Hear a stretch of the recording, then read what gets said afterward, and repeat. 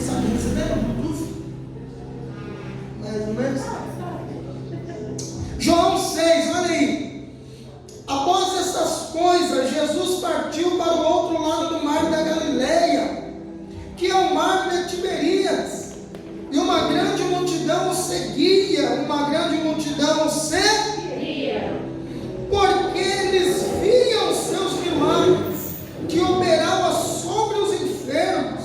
E Jesus subiu ao monte e assentou-se ali com seus discípulos, e a Páscoa estava próxima. Então Jesus levantando seus olhos, ele viu uma grande multidão que vinha até ele. Então ele disse: Filipe, onde nós compraremos pão para que esses possam comer? Mas Jesus dizia isso para o experimentar, porque ele bem sabia o que ia fazer. Filipe então respondeu: 200 denários de pão não são suficientes para que cada um tome apenas um pouco. E um dos seus discípulos, André, irmão de Simão Pedro, lhe disse: tem aqui um rapaz que tem 5 pães de cevada e 2 pequenos peixes, mas o que é isso para tamanha multidão? E disse Jesus: fazei os homens assentarem. E havia grama naquele lugar. Assim os homens se assentaram em números de 100 em 100. E Jesus então disse, olhando o número de aproximadamente 5.000 homens, tomou os pães, deu graças e distribuiu para seus discípulos, e os discípulos para os que estavam assentados, e do mesmo modo os peixes, para que comessem quanto quisessem. E quando estavam saciados, disse a seus discípulos: recolhei os pedaços que sobraram, para que nada se perca.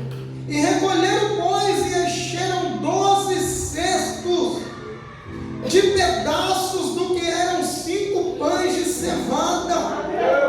Sobejaram de todos que haviam comido.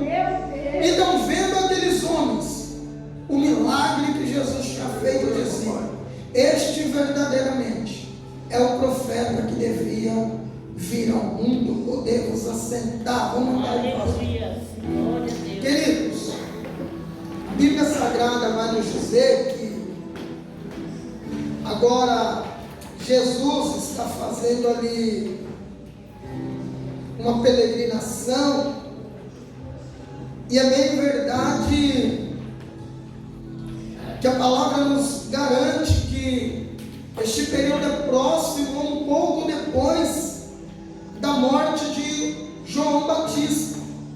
Esse milagre aqui, ele está contido nos 4 evangelhos, fala desse milagre, que seria a primeira multiplicação dos pães, como também de peixes.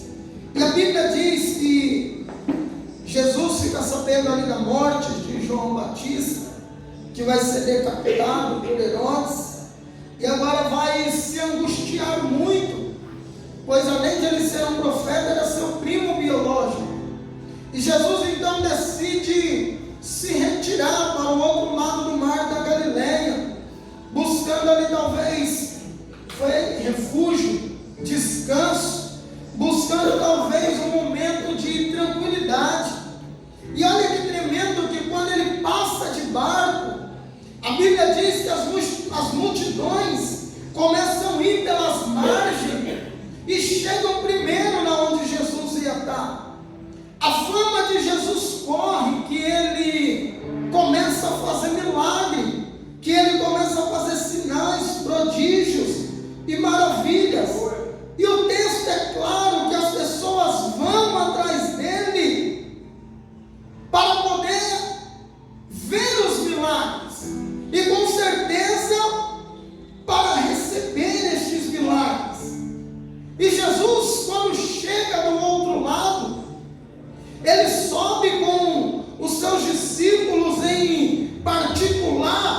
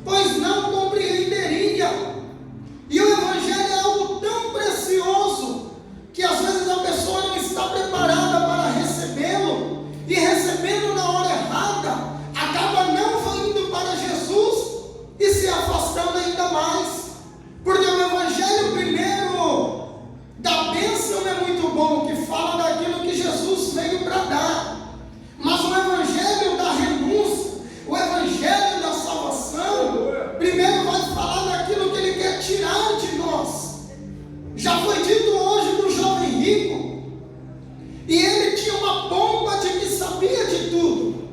Eu imagino que ele esperava receber um prêmio por aquilo. Poxa, você cumpre os mandamentos, você é obediente. Só que ao invés de Jesus dar algo, Jesus queria tirar dele. E pede para ele entregar tudo aos pobres. E aquele jovem então se entristece e não estava preparado para essa verdade e se afasta.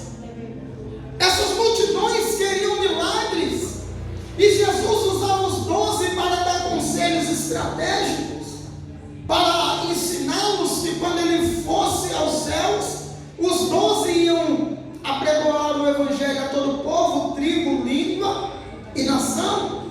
E agora do alto do monte, Jesus vê de longe uma grande multidão, e parece a mesma multidão que Moisés viu, que lá em Êxodo diz que Moisés viu a multidão, e essa multidão estava perdida como ovelha que não tem pastor, ou seja, cada um indo para um lado, e Deus levanta Moisés para conduzir aquele povo. Agora é o próprio Jesus que olha e vê, e vai falar: poxa, eles estão perdidos. Eu vou para um lado, eles vão. Eu vou para o outro, eles vão. Mas não por causa de mim, mas por causa dos milagres que eles têm visto. Então, se qualquer pessoa fizer milagre, eles também seguirão. A Bíblia diz que o diabo pode até se transfigurar em anjo de luz, amém? E se possível, enganaria até os escolhidos de Deus. O inimigo, ele pode ocasionar falsas curas. O inimigo pode fazer falsos sinais, milagres. O inimigo, da mesma maneira que ele toca para ferir, ele também faz alguns sinais para nos enganar. E se você estiver ligado no milagre, ele pode trazer o que você precisa e você achar que é Deus que está te dando. Porque ele também sabe a minha e a sua necessidade. Então Jesus se compadece daquela multidão. O que temos que entender, queridos? Uma verdade espiritual, que para receber algo de Deus é necessário passar por um processo. E pode ser que você não receba tudo o que você queira, e tudo bem por isso. O Senhor é maior do que o que você acha que precisa. Então Jesus realizou milagres. Olha como ele é lindo, curou, libertou, restaurou. E eles passam 3 dias. Quantos dias? 3 dias. E eu tenho certeza que aqui qualquer um identifica alguém que é um paralítico. É fácil. O que o paralítico queria atrás de Jesus? A cura. O que um cego queria atrás de Jesus? Voltar a enxergar. Isso qualquer um percebe, amém? Ou seja, o teu problema visível, qualquer um pode perceber. Agora o teu íntimo, só o Senhor conhece. E Ele está aqui para suprir aquilo que homem nenhum pode suprir. Porque ninguém reclamou que estava com fome. O texto é claro, queridos, ninguém reclamou que tinha fome. Mas olha o que Salmos 23 diz: Ele me faz deitar em verdes pastos. Quem é Ele? Davi está dizendo: o Senhor é o meu pastor, e Ele não me faltará. Ou no original: e em nada Ele me falta. Davi foi pastor de ovelhas, e ele sabia que qual era a função. A ovelha é um animal frágil, dócil. O bode não, o bode da cabeçada, da carneirada, vai para cima, come até lixo. Bode come qualquer coisa. Ovelha não, ovelha é dócil, é mansa. E a função do pastor, levar ela para beber água, levar ela para comer. E Davi, conhecendo isso,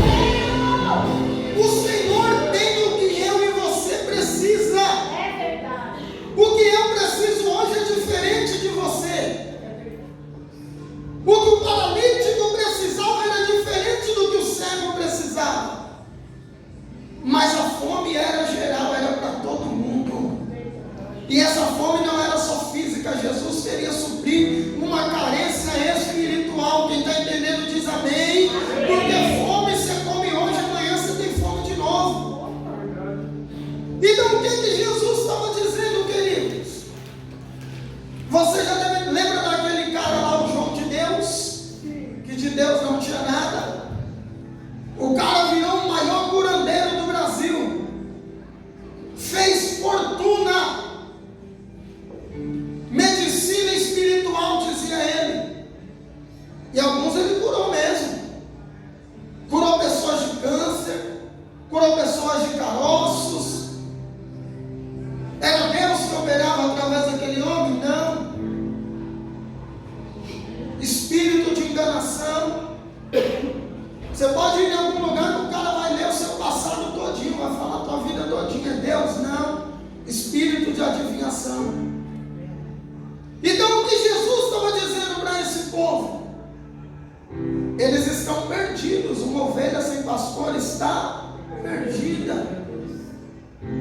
Você já viu aquelas pessoas que falam: ai, eu vou entrar na igreja, olha, aquela igreja é boa, lá tem revelação. Ai, aquela igreja lá, alguém revela? Desse jeito. Eles estão como ovelha que não tem pastor, procurando sinais, procurando que supra necessidades carnais. Jesus vai dizer para os 12: o que é que vocês têm aí para a multidão comer? Os discípulos hoje somos nós, irmãos, que já estamos consolidados. Sabe o que a palavra está nos dizendo? Uma verdade espiritual é que você e eu temos o pão que a multidão precisa para ser saciada. Você e eu temos o pão espiritual. Quantas pessoas estão mortas espirituais? Quantas pessoas não conhecem Jesus? Talvez no teu trabalho, no teu emprego, na tua faculdade, na tua vizinhança, e você comendo o pão sozinho. Traga ele para a mesa do banquete, que tem pão fresco dos céus. Eu fui ministrar ontem numa conferência de homens, e aí eu saí do trabalho e fui, um rapaz lá me viu, falou: ele é todo arrumadão, bonitão, vai dar um rolê. Aí eu falei: eu vou pro culto, Vaso, vou ministrar agora. Ele: oh, que legal. Eu não ando com a camisa escrito, né, sou pastor, não. A gente é crente, tem a nossa postura, mas nossa vida é íntima, tem essa liberdade com essa pessoa. E aí eu falei: eu vou num culto, pô, vai ser bacana ali no Veracruz. Aí eu falei: é só homens? Ele: poxa, que legal, não tem isso na igreja, só homens. Meu, o cara talvez nunca ouviu falar do evangelho. Olha a inocência. Ah, quando acabar vai ter um bolo lá, um negócio. Ele: oh, ainda tem uma resenha depois. Falei: esse já nós teve até churrasco. Ele: poxa. Falei: no próximo eu vou te chamar. Ele: demorou, pode chamar que eu vou. Poxa, olha a carência de uma pessoa, a sede de uma pessoa. Talvez aquele sabadão quente, ele estava planejando ir para casa, festejar, não sei a vida, beber, curtir. E aí ele vê outro cara dizendo que está indo para a igreja e está feliz, depois de ter acordado 5 da manhã, ter trabalhado o dia todo. Talvez o que ele queria era ir para casa descansar, mas ele ouviu alguém dizendo que na presença do Senhor é melhor. Isso desperta curiosidade. O que lá tem que deixa esse cara tão feliz em ir para lá? Jesus vai falar para os 12: e aí, o que vocês têm para a multidão? Aí Felipe era o mais centrado, vai fazer as contas ali. Ah, Jesus, 200 denários. No mínimo. Sabe quanto que era o salário de um dia de trabalho? Diga quanto, pastor? Quanto, pastor? 1 denário. Então Felipe estava dizendo que era necessário um salário de 200 dias, quase um ano, para sustentar aquele povo, para cada um comer um pouquinho. E aí Jesus olha: poxa, 200 denários. O problema não é nem o denário. Não, onde eu comprei esse pão no deserto? O problema não é você ter a grana. O problema é você até comprar algo, mas não te deixar pleno, não te deixar feliz, não te deixar satisfeito. Meu Deus. O problema é que gente rica, que tinha o melhor convênio, talvez morreu com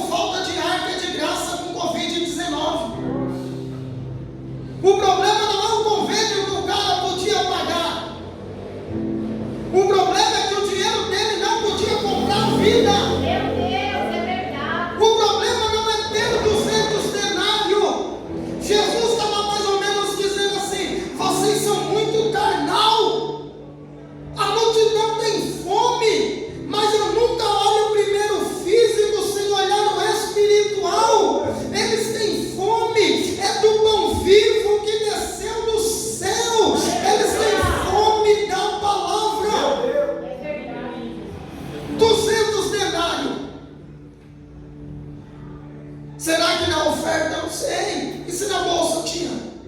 Se Judas já não tivesse feito rápido? O problema não é grana. Talvez Felipe até quis dizer: "Ih, Jesus, é problema demais para nós, pô. Você já curou, já libertou, ainda vai encher o bucho desse povo. Não é problema nosso." Aí o texto diz aqui, ó. Jesus disse isso para experimentar eles, porque ele já sabia o que ia fazer. Tem coisa que vem na tua vida e não é problema, é milagre disfarçado de problema. Eu vou dizer mais uma vez: tem coisa que vem na tua vida que não é problema, é milagre disfarçado de problema. Eu precisei perder um pneu velho para ganhar 4 novos. Sabe o que eu estou lhe dizendo? O Senhor às vezes vai te experimentar para ver se a tua mente é espiritual ou carnal. Deus está nos dizendo: o que adianta ter a grana e não ter aonde comprar o pão? Mas quando eu pego o pão, eu peço você ter a grana. Tem multiplicação, tem provisão e nada te falta.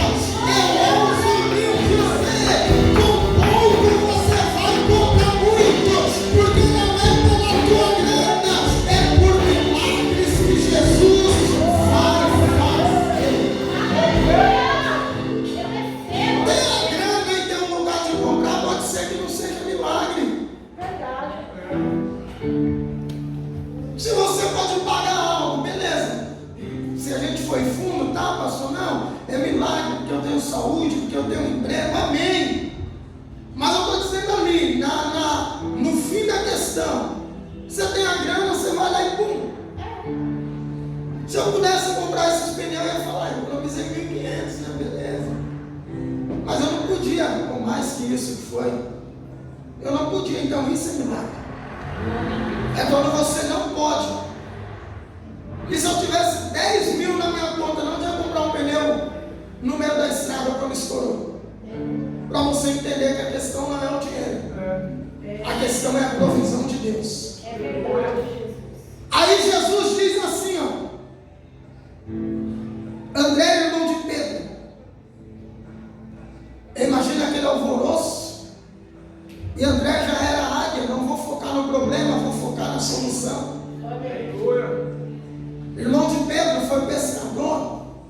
Já deve ter feito aquele agito ali. E aqui tem um segredo. André fala: está aqui um rapaz que ele tem 5 pães de cevada e 2 pequenos peixes. O texto disse que era próximo da Páscoa. Provavelmente esse jovem estava viajando a Jerusalém para passar a Páscoa. Esse pão era provisão dele durante o caminho.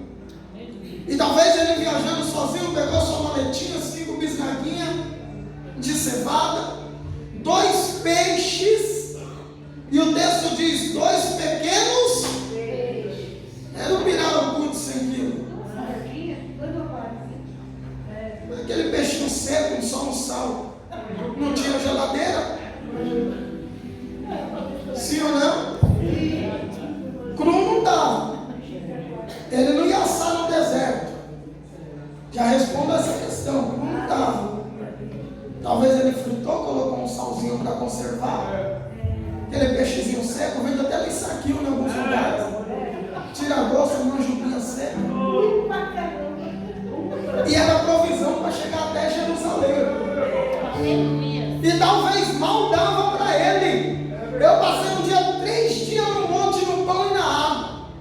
Mas não era fartura de pão. Era um pacote de bisnaga e 10 fatias de um pão de milho. E estava ele e o pastor Gervásio, ele comendo bem mais que eu já preocupado.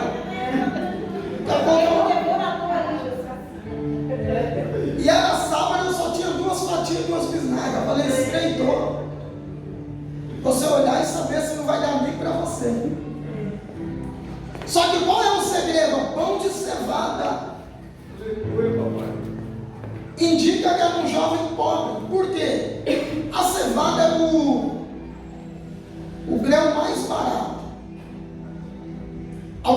vezes, ó, em Juízes 4:28 diz que era alimento de cavalo a cevada. Juízes 4:20, 1 Reis 4:28, perdão. Vai dizer que levava-se cevada para os cavalos. Então era algo barato. E em Juízes 7:13, lembra que o soldado midianita disse que teve um sonho que descia um bolo de cevada e destruía o arraial midianita, e era a profecia de Gideão, alguém pobre, da tribo mais pobre, da menor família.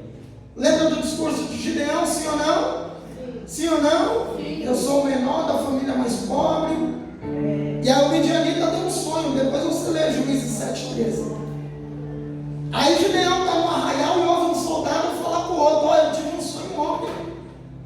E desceu um bolo de cevada, um bolo, e destruía nosso arraial. Aí o outro soldado entende: não é outra coisa, senão Deus nos entregando na mão de Gideão. Família pobre, um pãozinho de cevada. E em 2 Reis 4:42, Eliseu sustenta 100 homens com 20 pães de cevada. Lembra dos 100 homens que têm fome e Eliseu só tem 20 pães? Então a primeira multiplicação de pão de cevada foi através de Eliseu. E qual é o segredo espiritual? O Senhor não conta com quanto temos, o Senhor conta com a nossa disposição em entregar na mão dele. Isso é tremendo, queridos, porque às vezes quem menos tem conquista mais, porque não é pelo que ele tem, é pela disposição de colocar na mão de Jesus. E olha que coisa linda, Jesus falou: o que eles têm. Às vezes você está perecendo porque tem algo, mas não coloca na mão do Senhor para que ele multiplique. Jesus poderia transformar até pedra em pão. Lembra da tentação no deserto? O diabo falou: mande que essas pedras se transformem em... Ele podia. Deserto que mais tem é pedra, queridos. Só que Jesus falou: não, no meio da multidão aí deve ter alguma coisa. Diga para o teu irmão: Jesus tem expectativa em você. Jesus tem expectativa em você. Tipo assim, já que os 12 não tem nada, a multidão tem. Só que 5 pão e 2 peixes na tua mão não chega até Jerusalém. Agora nas mãos dele acontece milagre. Deus está dizendo: coloca na minha mão que não é perda, é investimento, é investimento, é investimento. Colocar na mão de Jesus é investimento. 5 pães e 2 peixes de um menino pobre. Aí é o segredo, um dos segredos dessa mensagem. Alguém tinha, mas se não coloca, todo mundo perecia. Quem está entendendo diz amém. Amém. O menino poderia dizer: eu não tenho nada a ver, é meu. Eu não tenho nada a ver com o teu problema, Jesus. O pão é meu, o peixe é meu. Sabe o que Jesus está procurando nos últimos dias? Alguém que se dispõe a ser solução do problema do reino. Ah, você não entendeu. Tem muita gente querendo receber solução. Até quem não é crente quer milagre. Eu vejo até esse dia, eu ouvi um negócio que uma mulher falou: eu falei com Jesus, eu não aceito. Nem crente é, queridos.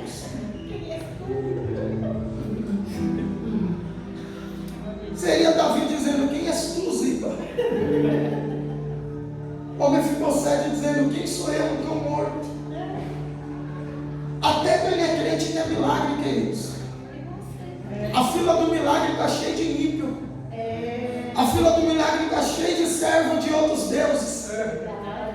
A do milagre, quem está entendendo diz amém. Amém. Sabe o que é lindo? Eles não creem em Jesus para servir a Jesus. Vamos para a igreja? Não, não preciso desse Jesus.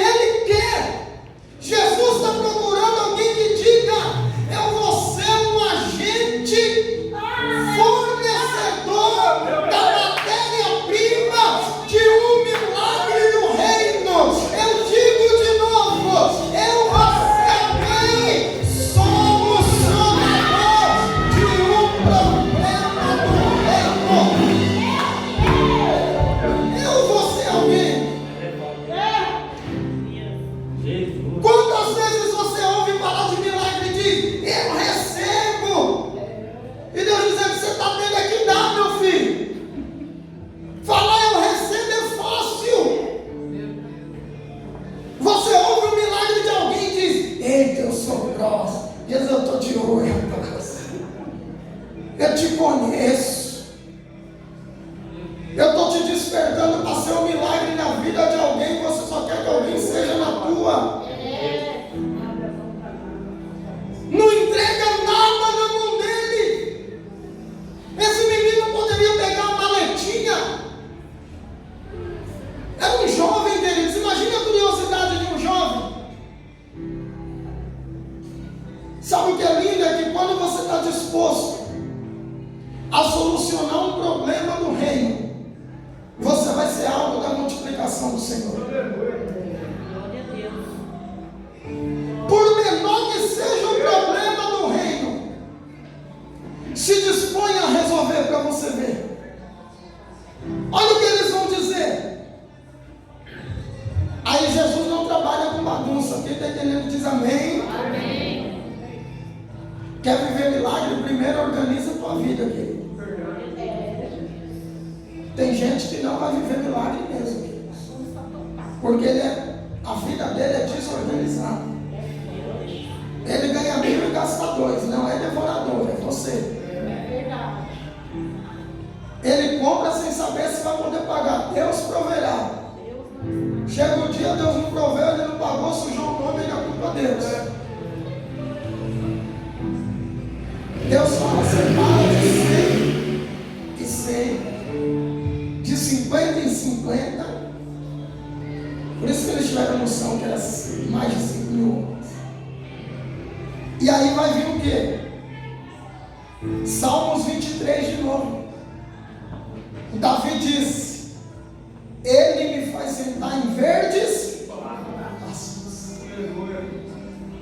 O Senhor não tem pasto seco para a tua vida, não, queridão. Pasto seco que vai te faltar as coisas. O Senhor tem pasto verde. Olha o que o texto está dizendo, queridos. Olha o link desta mensagem no versículo 10 de João 6. E havia muita grama naquele lugar. Jesus estava dizendo: tem lugar de conforto para as minhas ovelhas.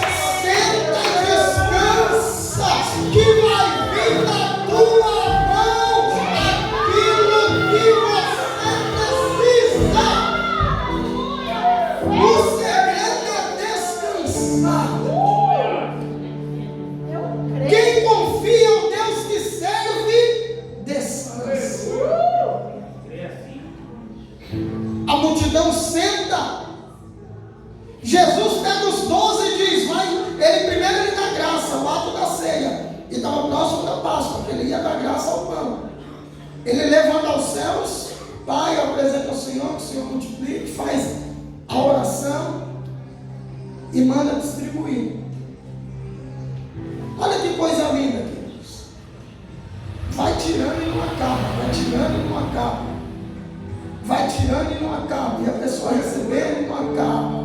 Tira e não acaba. E vai multiplicando. E as pessoas vão se saciando. E as pessoas vão se fartando. Sabe o que o Senhor está lhe dizendo? A minha medida é recalcada, sacudida e transbordante. Não vai faltar na tua casa, não vai faltar para os teus filhos. O Senhor queimou essa mensagem no meu coração, dizendo: eu sou Deus de abundância, e os meus servos verão a minha boa mão. Se prepare para surpresas de Deus, aumentos de salário, bênção que você não esperava.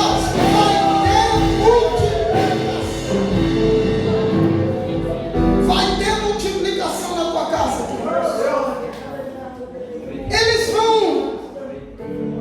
se saciar. Sobrar é quando todo mundo está satisfeito, ó. Comeu pão, comeu peixe. E olha como Jesus é lindo. Ele não é Deus de desperdício. Cuida daquilo que Ele vai te dar, porque Ele não é Deus de desperdício. Lembra do azeite da viúva? Quando acabaram-se as vasilhas, o azeite parou. Aqui é a mesma coisa, todo mundo comeu. Por que às vezes você passa situações? Porque Deus te abençoa, você começa a desperdiçar. É verdade. Lembra de José, 7 anos de vacas gordas. Ele disse: guarda um pouco, para no dia da necessidade a gente ter. Olha que coisa tremenda. Guarda para no dia da necessidade. Jesus fala assim: recolhe o cesto agora. Imagina os discípulos.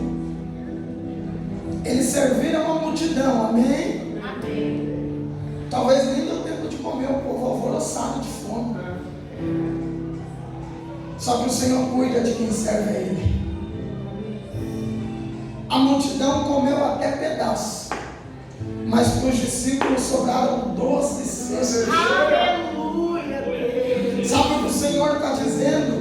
A Bíblia é bem clara quando nos instrui: cuidai dos domésticos da fé. Você acha que o Senhor vai cuidar de quem está lá fora? E você que está servindo a Ele vai passar necessidade? Para eles tem pedaço, para os discípulos tem cesto cheio. É noite do transbordar de Deus na tua vida. Eu imagino o menino, 5 pães ele deu, deve ter saído carregado, saltitando e dizendo: eu fui agente de milagre, eu sou alvo da multiplicação. Eu vou dizer de novo: quando você é agente do milagre, você vira alvo da multiplicação. Quem está entendendo, diga amém. Quem está entendendo, diga aleluia.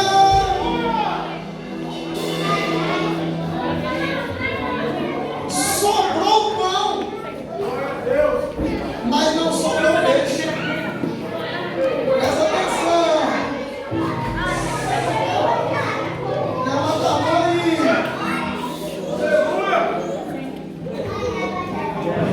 Sobrou pão, mas não sobrou peixe. Olha como Deus é lindo. No deserto o peixe não ia durar muito tempo, queridos. Com certeza ia estragar se sobrasse muito peixe. Peixe, mesmo sem estragar, já cheira forte. Imagina estragar. Olha para o teu irmão e fala: entenda, meu irmão. Diga para ele: entenda, meu irmão. Deus não vai te dar nada para que se perca. Não sobrou peixe, sobrou foi pão. As bênçãos de Deus enriquecem e não acrescentam dores. Era Jesus dizendo: nada que eu te dou vai estragar, mas o cesto cheio é para sair alimentando as multidões. Eu imagino cada um dos 12 com cesto. Era cada um dentro da sua célula dizendo: vai ter pão na minha célula, vai ter pão no meu arraial, para onde eu for vai ter alimento. Aí eles vão dizer: esse é o profeta que devia vir à terra. Só que eles ainda estavam dizendo por causa do pão físico. É por isso que lá na frente Jesus vai dizer: eu sou o pão vivo que desceu do Céu. Se você tiver fome, vem a mim e coma. Ele vai dizer também: eu sou a água da vida. Aquele que vem a mim jamais tornará a ter sede. Sabe o que é lindo, queridos, nessa palavra? Eu estou finalizando, mas presta atenção nesses detalhes. Jesus nunca disse que ele tinha pão. Quem está entendendo diz amém. Amém. Ele nunca disse. Ele disse que ele era o pão. Olha que coisa tremenda. Jesus nunca declarou que ele tinha água. água, não. Ele declarou que ele era água. Porque se ele declara que ele tem, pessoas iriam a ele somente por interesse do que ele podia dar. Mas sabe o que ele estava declarando profeticamente? Não é o que eu posso